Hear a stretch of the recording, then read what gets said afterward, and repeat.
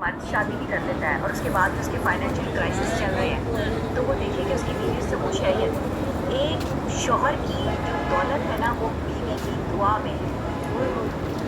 अच्छा, मैं फिर रिपीट कर रही हूँ, एक शौहर की दौलत जो है वो बीवी की दुआ में है।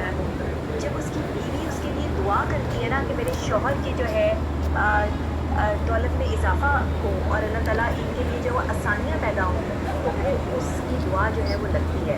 और जब एक बीवी जो है वो रोती है, सिसकती है और अपने शौहर की तवज्जो लेने के लिए अल्लाह के आगे गिड़गिड़ाती है, तो वो शौहर कभी कामयाब नहीं होता, वो मुफलिस तरीन होता चला जाता है, उसकी दौलत जो है वो ख़त्म होती चली जाती है।